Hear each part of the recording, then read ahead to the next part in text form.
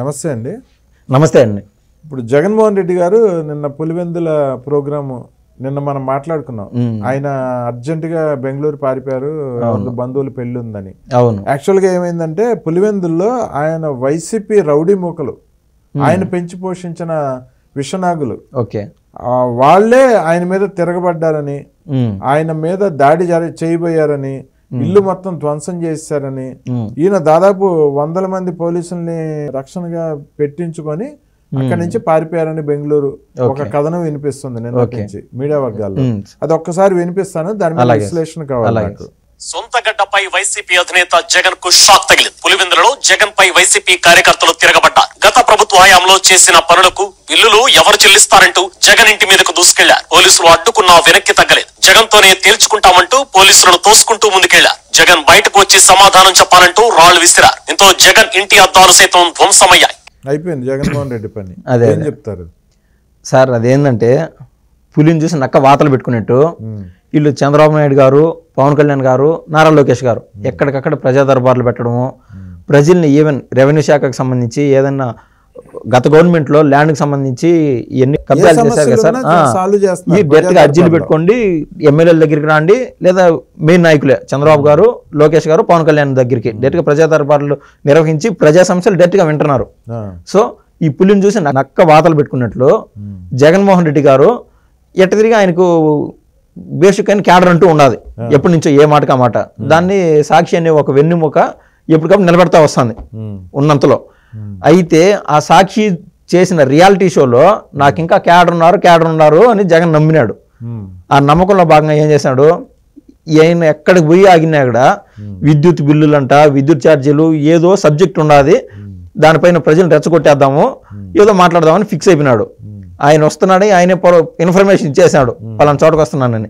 అందరూ గుమ్మికున్నప్పుడు ప్రజా దర్బార్ లాగా వీళ్ళ మాదిరి నిర్వహించుదామని ఆయన ఫిక్స్ అయిపోయినాడు. అందులో భాగంగా అందరూ సమస్యలు, సార్ ఈ కూటమి ప్రభుత్వం 6 నెలలు 7 నెలలు అయింది, అది జరగలేదు ఇది జరగలేదు అని చెప్తా ఉంటారు కదా, అది విని వాళ్ళని రెచ్చగొట్టి జై జగన్ అని పిలిపించుకుందాం అనేది ఆయన ముందు ఆలోచన చేసిన ప్లాన్. అందులో భాగంగా ఏ ప్రభుత్వం ఉన్నా కూడా జగన్మోహన్ రెడ్డి గారికి విపక్ష నాయకుడు కాబట్టి పోలీసు యొక్క సెక్యూరిటీ అరేంజ్ చేసి పెట్టింది. తీరా అక్కడికి వచ్చి వాళ్ళు మా జగన్ అని ఇష్టం వచ్చిన వాళ్ళతో పాటు వాళ్ళు 30 మంది వచ్చి 70 మంది డబ్బుగా, సార్ ఏదైనా నేను ఈ డబ్బు అనేది ఎందుకంటున్నానంటే గత ప్రభుత్వంలో వైసీపీ ప్రభుత్వంలో పాపం నేను మంచి చేద్దామని ఉద్దేశంతోనే జగన్మోహన్ రెడ్డి స్వయాన ఆయన కోసం ఎవరైతే ప్రాణాలు ఇస్తారో వాళ్ళకి ఫస్ట్ ప్రిఫరెన్స్, వైసీపీ కార్యకర్తలకి నాయకులకి సెకండ్ ప్రిఫరెన్స్, ఆ లెవెల్లో తీసుకెళ్ళినాడు. ఇది ఓపెన్ వ్యవహారం. కానీ చిన్న చిన్న కాంట్రాక్ట్లో ఇది ముసుగులో కాదు, ఇది ఎవరిబేట్ అందరికి తెలిసిందే. కానీ ముసుగులో ఏమున్నదంటే ఈ యొక్క అవినాష్ రెడ్డికి సంబంధించిన కంపెనీ, సార్ ఆ కంపెనీ పేరు చెప్పండి ఒకసారి.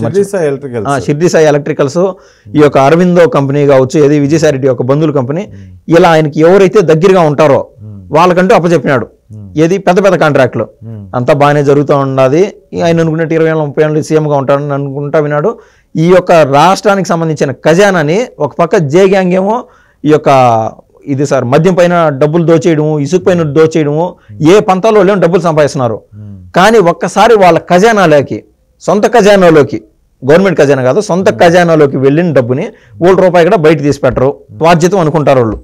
కానీ గవర్నమెంట్ ఖజానాలో ఆఖరికి వాళ్ళు దిగిపోయే రోజు ఏమైందంటే, ఈ యొక్క జగన్మోహన్ రెడ్డి దిగిపోయే రోజు అంటే ఎలక్షన్స్ దగ్గర పడిన సమయం, ఆఖరి రోజు డెడ్ లైన్ ఉన్నప్పుడు 1400 కోట్లే మిగిలింది ఖజానా తీసి చూస్తే ప్రభుత్వ ఖజానాలో.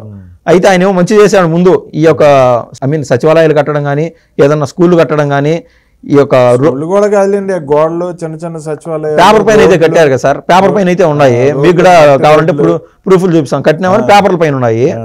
రోడ్లు వేయడం కావచ్చు, ఈ యొక్క రకరకాల డ్రైనేజీల నిర్మాణం కావచ్చు, చిన్న చిన్న కాంట్రాక్టులు.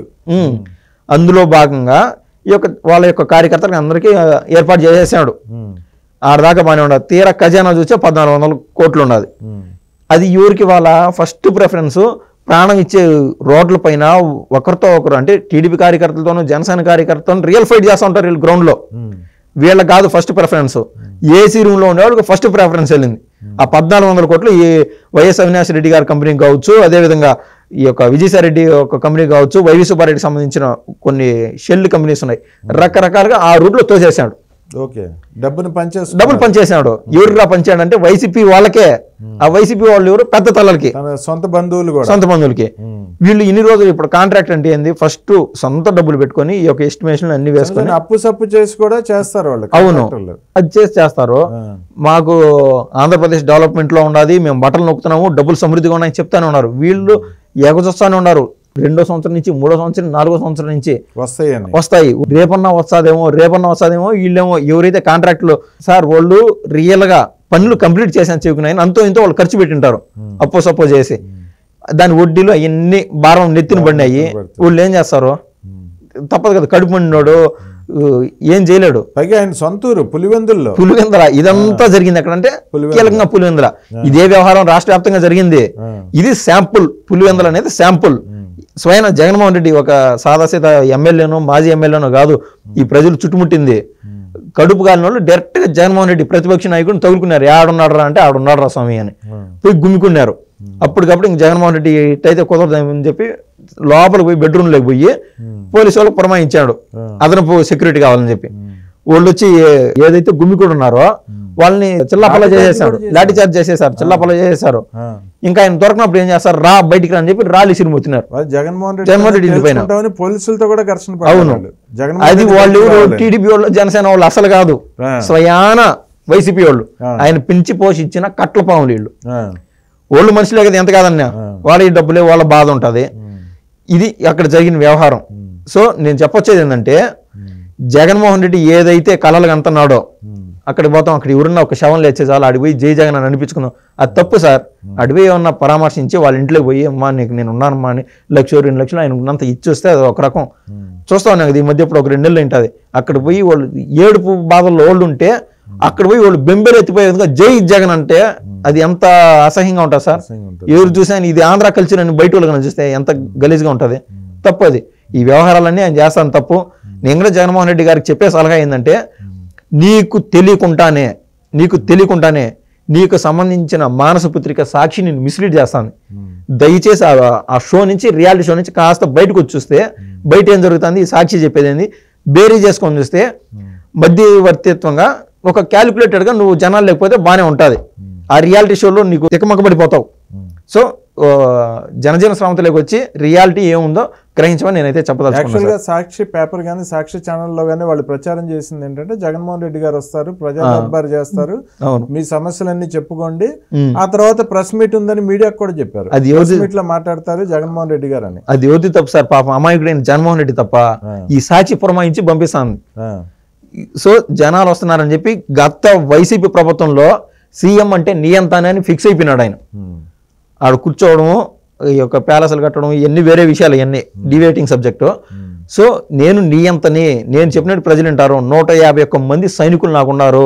మహా అంటే ఓడిపోతే ఈ యొక్క బట్టలు నొక్కుతా ఉంటాం, ఓడిపోతే 30 మంది ఎమ్మెల్యేలు ఓడిపోతారు, 120 గెలుస్తాం, మిస్ అయితే మిస్, 100 అయినా గెలుస్తాం, ఫిక్స్. నెక్స్ట్ అయితే ఫిక్స్. ఆ ధ్యాసలో పోతా ఉన్నాడు. ప్రజలు చెంప చెల్లు అనిపించేట్టుగా చేశారు. ఆయన చేసిన మిస్టేకు ఆనాడు ప్రజల్లోకి రాలా. ఇవాళ అధికారం దూరం అయినప్పుడు ఇవాళ ప్రజల్లోకి వస్తున్నాడు. ప్రజల్లోకి వచ్చినప్పుడు ఈ యొక్క విలేకరులు పోతారు కదా, ఏ విలేకరితోనూ మాట్లాడే ధైర్యం లేదు. అదొక మానసిక రుగ్మతతో బాధపడుతున్నాడు. ఎందుకు మాట్లాడలేకున్నాడు మనం చెప్పలేము. కానీ వాళ్ళే పప్పు అని వాళ్ళు ఆ యొక్క ఇనువుని కత్తిలాగా చేశారు కదా నారా లోకేష్ గారిని. Nara Lokesh heartfully say thanks to mister Jaganmohan Reddy, surely. ఎందుకంటే ఈయన ఒక క్లాసిక్ లీడర్గా ఒక అడ్మినిస్ట్రేటివ్ మోడ్లో నీట్గా వెళ్దాం అనుకున్నాడు. అడ్మినిస్ట్రేటివ్ మోడ్ ఎప్పటికీ ఇన్బిల్ట్ ఉంటుంది, వాళ్ళ 9 నుంచి వచ్చింది. కానీ మాస్ లీడర్గా కన్వర్ట్ చేసిన వాళ్ళు ఈ వైసీపీ వాళ్ళే. ఆయన థ్యాంక్ఫుల్గా ఉండాలి. నారా లోకేష్ గారు ఏం చేస్తున్నారు, మీడియా పరంగా మీడియా ముందుకు వచ్చి ఫస్ట్ పాపం వెతుక్కుంటున్నాడు. ఈయనకేమైందో నాకు తెలియదు, సాక్షి ఎక్కడని వెతుక్కున్నాడు. ఏ ప్రశ్నకైనా సిద్ధంగా ఉన్నాడు ఏమైనా. కానీ ఆయన ఏ విలేకరి, అది ఎటువంటి మీడియా ఛానల్ కూడా ఆయన ఇంటర్వ్యూ ఇచ్చేట్టుగా లేడు. కేవలం ఒకటి 2 యూట్యూబ్ ఛానళ్ళకి, ఒక సాక్షికి, ఈ రేంజ్లో ఆయన ఒక కార్నర్ చేయబడినాడు. అది స్వయం కృతాపరాధం. కానీ నిన్న జరిగింది ఏంటంటే, సాక్షి టీవీలో వేసారు, మీడియా ప్రెస్ మీట్ కూడా ఉంటుందని చెప్పారు.